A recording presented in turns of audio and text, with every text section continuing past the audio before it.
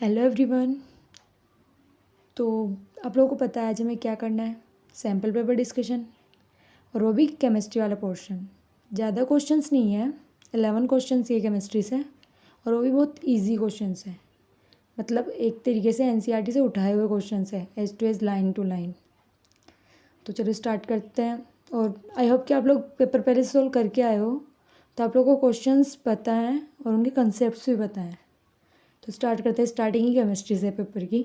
तो first question है, list any two observation when ferrous sulphate is heated in dry test tube.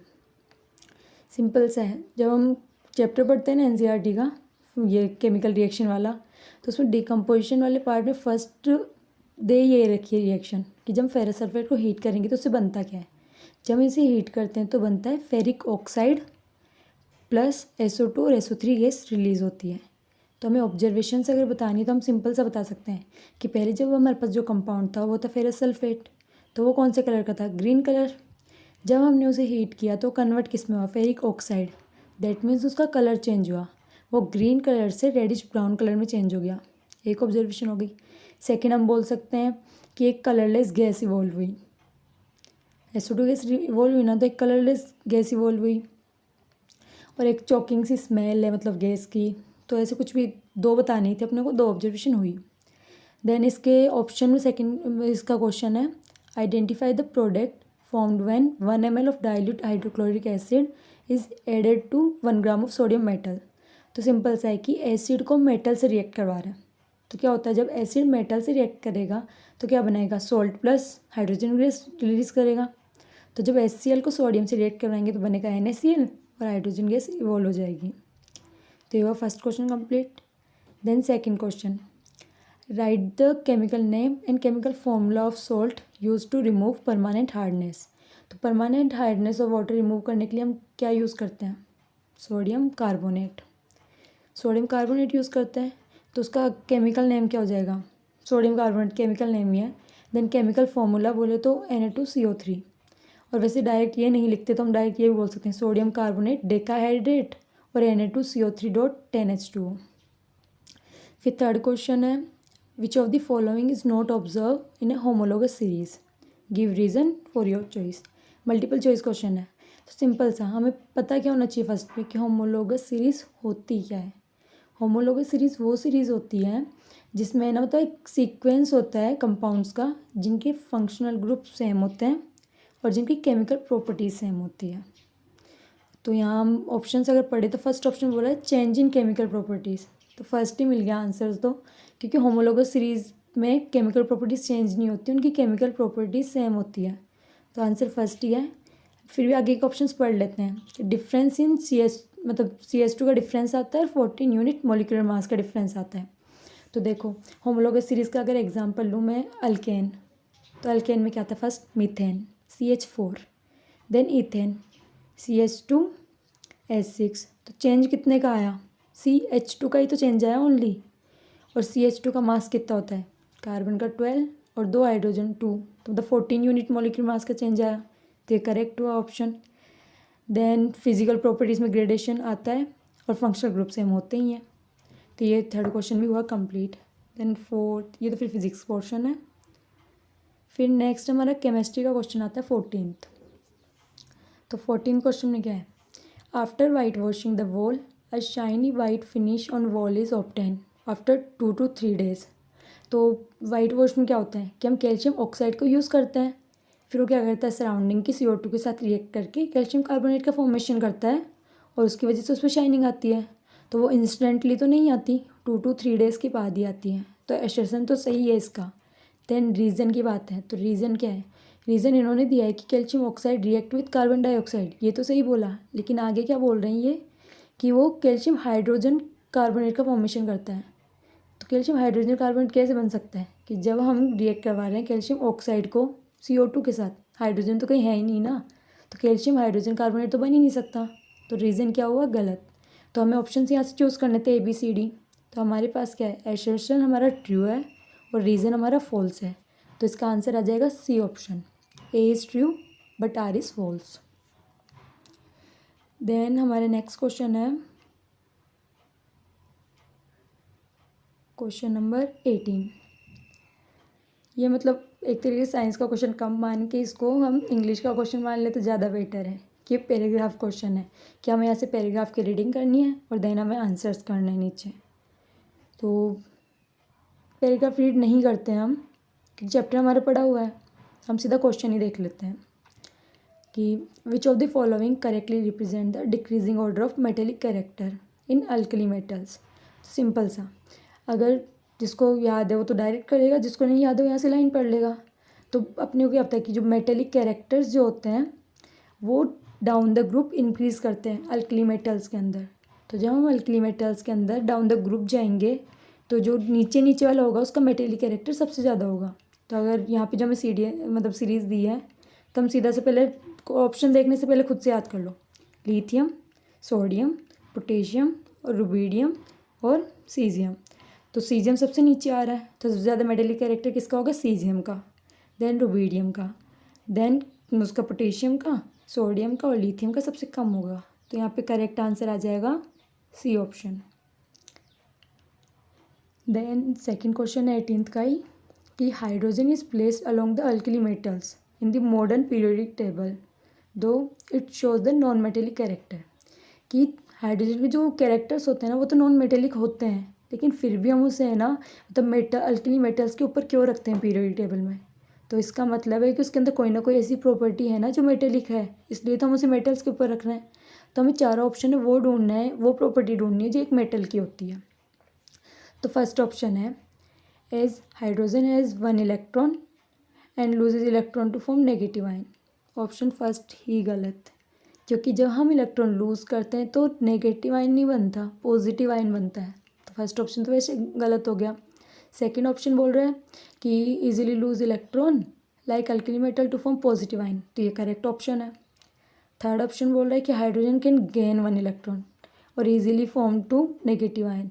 Hydrogen easily अगर electron gain कर रहा है तो ये अल्कली मेटल्स की प्रॉपर्टी तो इलेक्ट्रॉन गेन करना है ही नहीं ना, वो तो इलेक्ट्रॉन लूज़ करते हैं, तो ये तो अल्कली मेटल्स की प्रॉपर्टी ही नहीं हुई, तो ये भी गलत होगा। देन डी ऑप्शन बोल रहा है कि hydrogen shows the property of non metal. हमें तो यही रीज़न बताना था ना कि वो अल्कली मेटल्स के ऊपर क्यों रखा जाता है, तो हमें तो रीज़न ये ढूंढना है कि जब हम मेटेलिक प्रॉपर्टी शो करे। तो ऑप्शन करेक्ट बी होगा कि मेटेलिक प्रॉपर्टी शो कर रहा है कि एक इलेक्ट्रॉन लूज़ कर रहा है वो अपना और पॉजिटिव आयन बना रहा है। देन 18 का third question, which of the following has highest electronegativity. Electronegativity क्या होती है, डाउन द ग्रुप जाने पर डिक्रीज़ करती है। तो इसमें ऑप्शन क्या आ जाएगा, फ्लोरीन, क्लोरीन, ब्रोमीन, आयोडीन। सबसे ज़्यादा ऊपर कौन आता है, फ्लोरीन। सबसे ज़्यादा इलेक्ट्रोनेगेटिव कौन होगा, फ्लोरीन। और ये सब तो आपको पता होगा ना इलेक्ट्रोनेगेटिव होती क्या है। इलेक्ट्रोनेगेटिविटी होती क्या है, जनरल सा, elements have high electronegativity have higher tendency to gain electron और फॉर्म एन आयन, तो वो इलेक्ट्रोनेगेटिविटी होती है। तो इसका सिंपल सा आंसर क्या हो जाएगा, फ्लोरीन। देन 18th का fourth question, identify the reason for the gradual change in electronegativity in halogen down the group. तो डाउन द ग्रुप अभी देखा हमने इलेक्ट्रोनेगेटिविटी के लिए क्या था, डाउन द ग्रुप हेलोजन में क्या हो रही है, डिक्रीज हो रही है। तो फर्स्ट ऑप्शन क्या दिया, electronegativity increases down the group. Option गलत, क्योंकि डिक्रीज होती है। सेकेंड ऑप्शन बोल रहा है electronegativity decreases down the group due to decrease in tendency to lose electron. Down the group जाने पे टेंडेंसी डिक्रीज हो रही है लूज इलेक्ट्रॉन की, लेकिन इलेक्ट्रोनेगेटिविटी तो होती ही नहीं है ना लूज इलेक्ट्रॉन करने को, इलेक्ट्रोनेगेटिविटी थोड़ी कहते हैं, हम तो इलेक्ट्रॉन गेन करने को इलेक्ट्रोनेगेटिविटी बोल रहे हैं ना, तो ये ऑप्शन भी गलत होगा। देन बोल रहे हैं electronegativity decrease down the group due to increase in atomic radius and tendency to gain electron decrease. तो ये करेक्ट ऑप्शन होगा कि डाउन द ग्रुप जाने पे एटॉमिक रेडियस बढ़ जाती है और इसी वजह से क्या होता है कि अब न्यूक्लियस से तो बहुत ज़्यादा दूर हो गया ना बाहर वाला आउटर मोस्ट इलेक्ट्रॉन, तो वो क्या न्यूक्लियस उसको अट्रैक्ट नहीं कर पाएगा इलेक्ट्रॉन को इतने परफेक्टली, और इसी वजह से उसकी गेन नहीं कर पाएगा इलेक्ट्रॉन को, डिक्रीज हो जाएगी टेंडेंसी इलेक्ट्रॉन गेन करने की, तो electronegativity down the group decrease हो जाएगी। तो ये इसका परफेक्ट आंसर होगा सी। देन 18th का fifth question, which of the following reason correctly justify that fluorine has smaller atomic radius than lithium. तो खुद याद करो, लिथियम किस में आता है, अल्कली मेटल्स में, फ्लोरीन कहाँ आता है, हेलोजन में। तो फर्स्ट ऑप्शन बोल रहा है कि fluorine and lithium are in the same group, बिल्कुल गलत। लिथियम तो अल्कली मेटल है और फ्लोरीन हाइड्रोजन है, तो ग्रुप तो सेम हो ही नहीं सकता, ऑप्शन गलत। Then second option, the fluorine and lithium are in the same period, सही है कि फ्लोरीन और लिथियम क्या है, सेम पीरियड में आ रहे हैं। तो अगर ये सेम पीरियड में आ रहे हैं, atomic size increase across the period due to increase in number of shells, तो सेम पीरियड के अंदर कभी शेल नहीं बढ़ती। जब हम डाउन द ग्रुप जाते हैं ना, तो क्या होता है कि शेल बढ़ती जाती है एक के बाद एक शेल, लेकिन जब हम पीरियड के अंदर जाएंगे, पीरियड के अक्रॉस, तो सेम शेल रहती है, बस इलेक्ट्रॉन्स का नंबर बढ़ता है। तो ये ऑप्शन भी गलत होगा, शेल्स नहीं बढ़ती कभी पीरियड में। देन सी ऑप्शन बोल रहा है fluorine and lithium are in same group, ये तो बिल्कुल ही गलत। फिर fourth option, fluorine and lithium are in the same period, सही है। Across the period atomic size radius decrease करती है लेफ्ट टू राइट, क्योंकि शेल तो सेम है, नंबर ऑफ इलेक्ट्रॉन्स बढ़ते जाते हैं, तो इसी वजह से उनका क्या मतलब उनकी साइज है ना डिक्रीज करती जाती है जब हम अक्रॉस द पीरियड जाते हैं। तो इसी वजह से जो लिथियम तो अल्कली मेटल है वो पहले आ जाएगा और फ्लोरीन सबसे बाद में आएगा, इसलिए लिथियम बड़ा और फ्लोरीन छोटा होता है। तो ये 18 क्वेश्चन कंप्लीट हुआ। सबको समझ तो आ रहा है ना? अगर किसी को कोई भी क्वेश्चन समझ नहीं आए तो दोबारा वीडियो रिप्ले कर लेना, और फिर भी ना समझ आए तो पर्सनली डाउट पूछ लेना, पूछने में कोई प्रॉब्लम नहीं है, डाउट आपका सॉल्व हो जाए तो नेक्स्ट केमिस्ट्री का क्वेश्चन है 23rd, ये 23rd क्वेश्चन केमिस्ट्री का है। तो देखते हैं, give a test that can be use to confirm the presence of carbon in a compound. तो हमें कंफर्म करना है कि हमारे जो कंपाउंड है, हमारे पास जो भी कंपाउंड हमें दिया है अननोन कंपाउंड, तो उसके अंदर कार्बन है। तो इसके लिए सिंपल सा टेस्ट होता है कि हम उस कंपाउंड को क्या कर दें, बर्न कर दें। किसी भी कार्बन के कंपाउंड को अगर बर्न करोगे ना, तो उसमें से CO2 गैस निकलती ही निकलती है। और हमें पता है CO2 गैस को हम कैसे कंफर्म करते हैं कि लाइम वाटर से अगर CO2 गैस को पास करवाते हैं तो मिल्की का मतलब मिल्की में कन्वर्ट हो जाता है। तो इससे हम ये कंफर्म कर सकते हैं कि हम तो हमारे जो कंपाउंड है उसके अंदर कार्बन प्रेजेंट है। फर्स्ट उसे बर्न करो, देन जो गैस इवॉल्व हुई है उसे लाइम वाटर से पास करा दो, अगर वो मिल्की होता है तो इस कंपाउंड के अंदर कार्बन प्रेजेंट है। फिर बोल रहे हैं with a valency 4 how is carbon able to attain noble gas configuration. Noble gas configuration का मतलब क्या होता है कि किसी भी एलिमेंट का ऑक्टेट कंप्लीट हो गया तो वो नोबल गैस कन्फिग्रेशन में जाएगा। तो अगर कार्बन की वैलेंसी 4 है और उसे नोबल गैस कन्फिग्रेशन में आना है तो उसके 4 इलेक्ट्रॉन तो पहले से हैं, तो मतलब उसको 4 इलेक्ट्रॉन और लेना है अपना ऑक्टेट कंप्लीट करने के लिए। तो वो क्या कर सकता है, 4 अदर एलिमेंट्स के साथ बॉन्डिंग कर ले। जैसे CH4 है, तो कार्बन के पास 4 इलेक्ट्रॉन थे, उसने 4 हाइड्रोजन के साथ बॉन्डिंग की और अपना ऑक्टेट कंप्लीट किया, तो इससे वो अपना नोबल गैस कन्फिग्रेशन अटेन कर सकता है। तो इस 23rd के अंदर ये ऑप्शनल क्वेश्चन है, the number of carbon compound is more than those formed by all other element put together, justify the statement by giving 2 reason. तो देखो सिंपल सा क्वेश्चन पूछना चाह रहे हैं कि जो कार्बन के कंपाउंड्स होते हैं वो बहुत ज़्यादा होते हैं, सबसे ज़्यादा होते हैं इन कंपेरिजन टू जो बाकी एलिमेंट्स होते हैं उनको हम साथ में रख दें तब भी, क्यों? तो उसके रीजंस बताने हैं। द कार्बन की हमें प्रॉपर्टीज़ बतानी है। तो कार्बन की फर्स्ट प्रॉपर्टी कैटेनेशन प्रॉपर्टी होती है। एक वो लिंक सेल्फ लिंकिंग प्रॉपर्टी कि कार्बन आपस में भी बहुत ज़्यादा लिंक करके, जैसे हाइड्रोकार्बन चेन्स बना लेते हैं बहुत लंबी लंबी, तो कार्बन की सेल्फ लिंकिंग बहुत ज़्यादा है कि कार्बन कार्बन के साथ ही बहुत जल्दी लिंकिंग करता है और बहुत स्ट्रॉन्ग बॉन्ड बनाता है। ऊपर से कैटेनेशन प्रॉपर्टी, और कार्बन का क्या है कि ये किसी भी मोनोवेलेंट जो एलिमेंट्स हैं उनके साथ रिएक्ट करके, मतलब एक कार्बन 4 मोनोवेलेंट एलिमेंट्स के साथ रिएक्ट करेगा तो उससे भी बहुत ज़्यादा बॉन्डिंग बनती है। और एक इसकी स्मॉल साइज़ होती है, कार्बन बहुत ज़्यादा स्मॉल साइज़ का होता है, तो ये जब भी किसी के साथ बॉन्ड बनाता है ना तो बहुत स्ट्रॉन्ग और स्टेबल बॉन्ड बनाता है। तो इनमें से हम कोई भी 2 रीज़न लिख सकते हैं। देन केमिस्ट्री का next question 24th question. 24th question में सिंपली बोला क्या है कि PQRS 4 मेटल है, अननोन मेटल्स है जिनको हमने नाम दे दिया PQRS। जब इनको हम रिएक्ट करवा रहे हैं magnesium sulphate, zinc nitrate, calcium sulphate, sodium sulphate के साथ, तो ये बता रखा है कि कौन सा रिएक्शन देगा और कौन सा नहीं देगा। तो इस पर हमें आंसर करना है। तो फर्स्ट चीज़ हमारे दिमाग में होना चाहिए कि रिएक्शन कौन करेगा, जो बहुत ज़्यादा रिएक्टिव होगा, जैसे अगर मैं बताऊँ कि जैसे पी को अगर मैं मैग्नीशियम सल्फेट के साथ रिएक्ट करवाती हूँ तो कौन पी में क्या प्रॉपर्टी होनी चाहिए कि वो मैग्नीशियम सल्फेट के साथ रिएक्ट करे। दैट मीन्स पी अगर मैग्नीशियम से ज़्यादा स्ट्रॉन्ग होगा, रिएक्टिविटी पी की ज़्यादा होगी, तो ही तो मैग्नीशियम को वहाँ से डिस्प्लेस करके खुद मैग्नीशियम की जगह वहाँ आ पाएगा, तो रिएक्शन होगी। अगर पी इससे वीक हुआ तो मैग्नीशियम को डिस्प्लेस नहीं कर पाएगा और रिएक्शन भी नहीं होगी। तो यहाँ हमें बस ये देखना है कि कौन कौन सी रिएक्ट कर रहे हैं, कौन से नहीं कर रहे हैं। देन हमें नीचे क्वेश्चन का आंसर करना है कि क्वेश्चन फर्स्ट क्या बोल रहा है, arrange the given sample in the increasing order of reactivity. तो देखो अगर रिएक्टिविटी सीरीज अगर हमें याद है, सबसे ज़्यादा रिएक्टिव कौन होता है, sodium, then calcium, then magnesium, then zinc. तो जो सोडियम के साथ भी रिएक्ट कर जाए, जो सोडियम को भी डिस्प्लेस कर देगा और उसके साथ रिएक्शन कर जाएगा, वो सबसे ज़्यादा रिएक्टिव होगा। तो अगर हम यहाँ देखें तो पी भी सोडियम से रिएक्ट नहीं कर रहा, सोडियम सल्फेट से। क्यू रिएक्ट कर रहा है, आर भी नहीं कर रहा और एस भी नहीं कर रहा। दैट मीन्स क्यू सबसे ज़्यादा रिएक्टिव है कि वो हाईली रिएक्टिव सोडियम को भी डिस्प्लेस कर रहा है, तो क्यू सबसे ज़्यादा रिएक्टिव हुआ।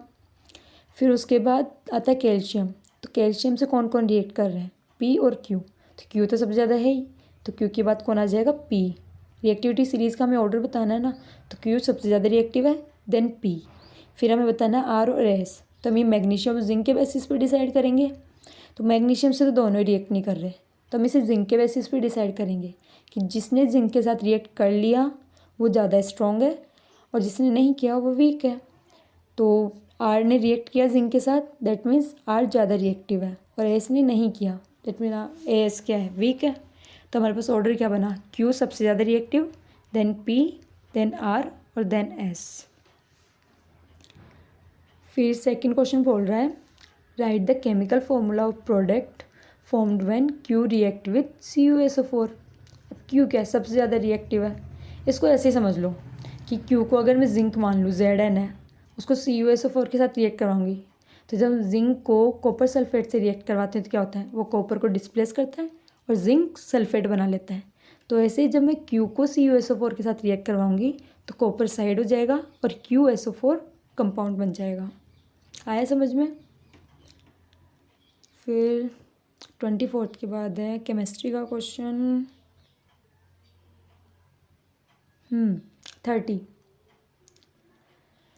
30 में पूछ रहा है which of the following reaction are endothermic और डिकम्पोजिशन ऑल्सो हैपन। तो सिंपल से डिकम्पोजिशन बताना है, डिकम्पोजिशन कहाँ हो रहा है, और मतलब वो है एंडोथर्मिक रिएक्शन है।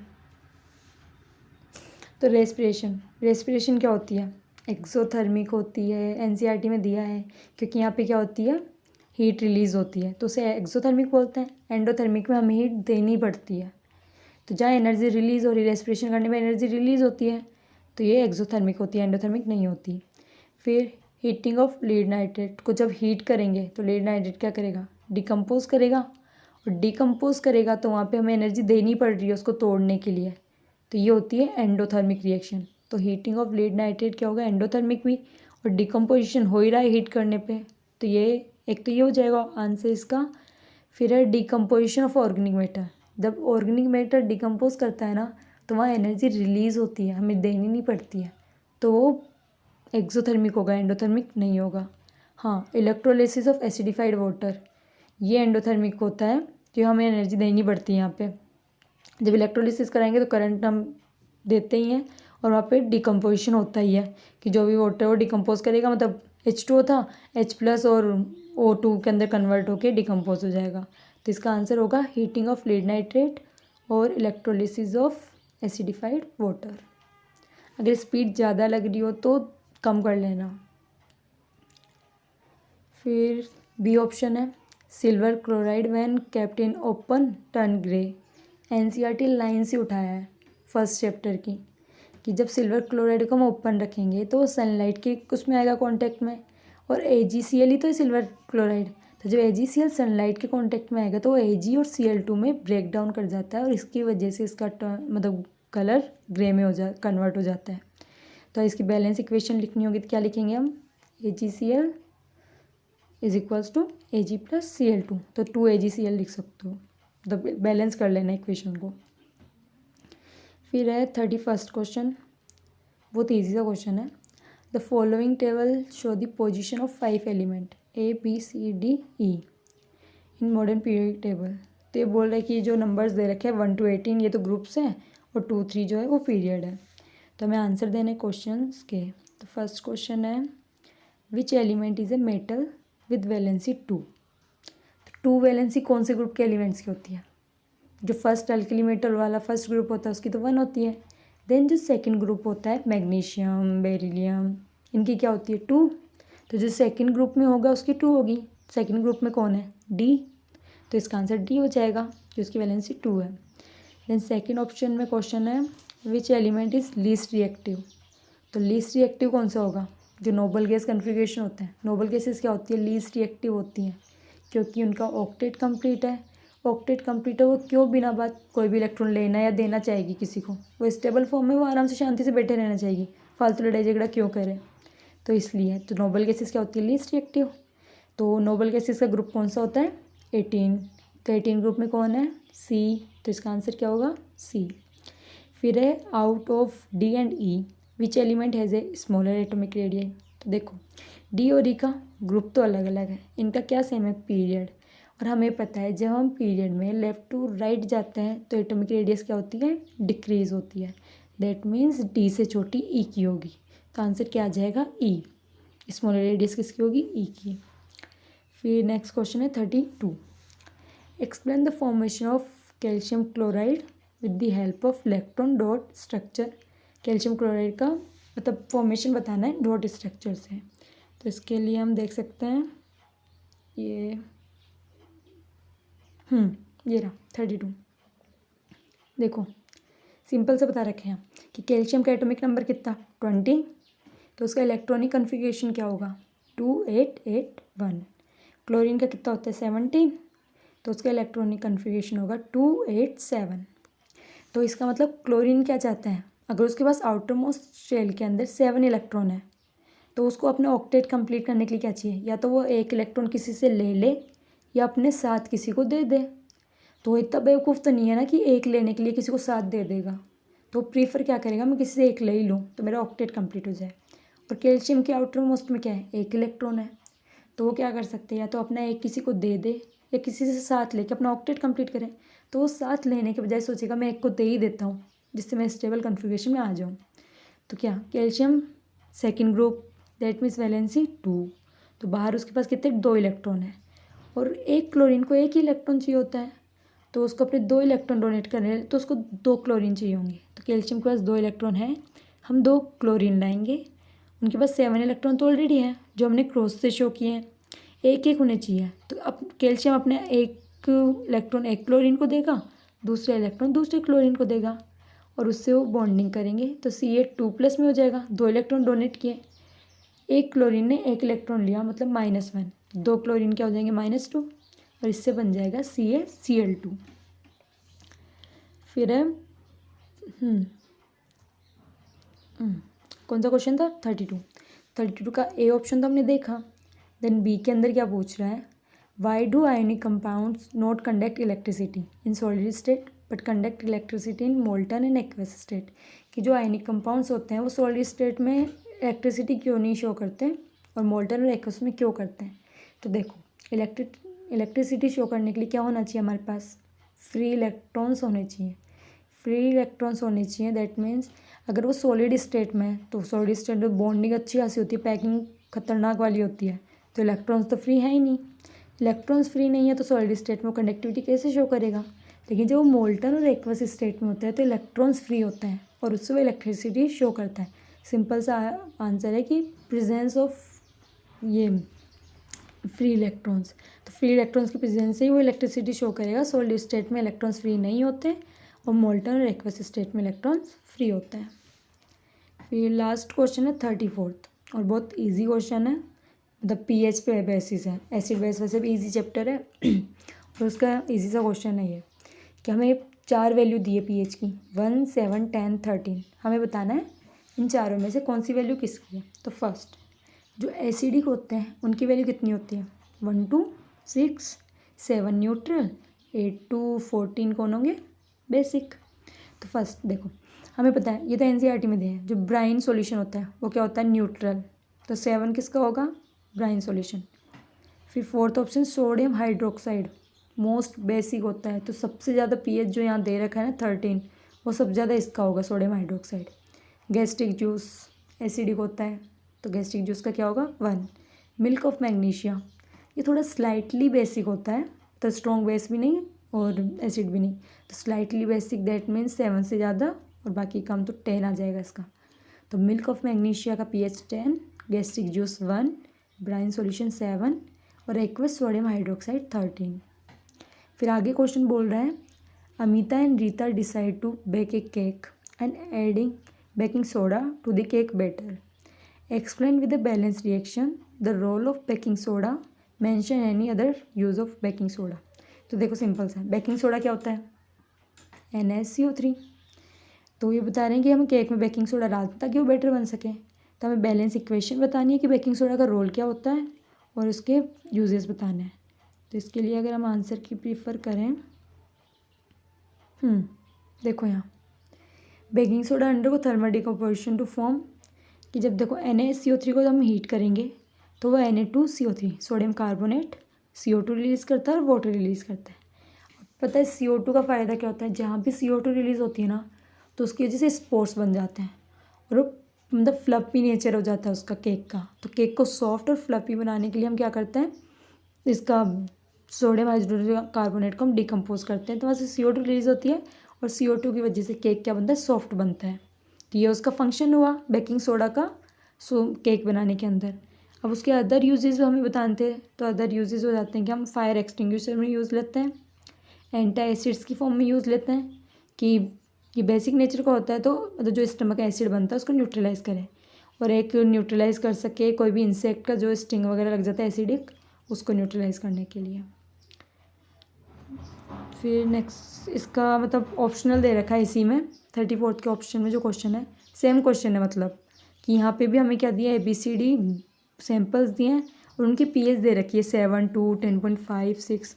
वैसे कलर के अकॉर्डिंग देखना चाहो तो कलर अगर याद रहे तो बेटर है, नहीं तो हम पीएच की बेसिस पे भी क्वेश्चन को सॉल्व कर सकते हैं कि 7, 2, 10.5 और 6 पीएच दे रखी है। पूछा क्या है हमसे, which of this sample has the highest amount of hydrogen ion. देखो हाइड्रोजन आयन सबसे ज़्यादा किस में होगी, जो एसिडिक होगा, एसिडिक होगा उसकी पीएच क्या होगी, सबसे कम होगी। सबसे कम पीएच किसकी है यहाँ 2, वो भी किसकी, बी की। तो बी में हाइड्रोजन की आयन की कंसनट्रेशन सबसे ज़्यादा होगी क्योंकि उसकी पीएच सबसे कम है और वो एसिडिक रेंज में है। फिर arrange the 4 sample in decreasing order of that pH, तो ये तो नंबर के बेसिस पे डिसाइड कर लो। डिक्रीजिंग ऑर्डर बतानी है तो मतलब 10.5 सबसे ज़्यादा, फिर 7, देन 6, देन 2, तो हो जाएगा C, A, D और B। तो इस बेसिस पे हमें डिक्रीजिंग ऑर्डर के पीएच में इसको अरेंज करना था। फिर सेकंड क्वेश्चन है, Rahul found the plaster of Paris which is store in container has become very hard and lost its binding nature, what is the reason for this, और chemical reaction बतानी है। देखो प्लास्टर ऑफ पेरिस का formula क्या होता है, CaSO4.12H2O। तो अगर हम इसको किसी कंटेनर में रख रहे हैं तो वो क्या करेगा, वहाँ के मॉइस्चर के साथ अपना रिएक्शन करेगा और वो क्या बनाता है, वह जिप्सम बना लेता है। तो CaSO4.12H2O है, ये रहा CaSO4 प्लस हाफ एच, मतलब डॉट आना चाहिए था, हाफ नहीं है, डॉट हाफ H2O तो प्लास्टर ऑफ पेरिस है। जब बाकी मॉइस्चर के साथ रिएक्ट करेगा तो वो क्या बना लेगा, CaSO4.2H2O, मतलब जिप्सम का फॉर्मेशन कर लेगा। तो इसी वजह से वो हार्ड हो जाएगा और उसकी बाइंडिंग नेचर कम हो जाएगा। फिर तो ये रिएक्शन भी आपको बता दी और जो रिएक्शन होती है वो रीज़न बता दिया क्यों हो रहा है। फिर थर्ड ऑप्शन बोल रहा है कि give any one use of plaster of Paris. यार प्लास्टर ऑफ पेरिस POP, एक तो हम घर वगैरह POP करवाते हैं, सुनते ही अपन, और एक तो नहीं तो किसी का फ्रैक्चर हो जाता है पैर वगैरह में तो प्लास्टर लगवा के आता है, वो भी POP का यूज़ है। टॉयज़ वगैरह बनते हैं, स्टैचू वगैरह बनते हैं, काफ़ी यूजेस है इसके। तो ये हमारा केमिस्ट्री वाला पोर्शन कंप्लीट हुआ पेपर का। तो अगर किसी को कुछ भी डाउट हो, अगर स्पीड की प्रॉब्लम हो तो आप दोबारा रिप्ले कर लेना वीडियो को, और फिर भी अगर कोई डाउट रह जाता है तो या तो कमेंट्स में डाल देना, और कमेंट्स में भी ना देखे कोई तो पर्सनली मुझे मैसेज कर देना, मैं वो क्वेश्चन दोबारा एक्सप्लेन कर दूँगी अच्छे से। Thank you.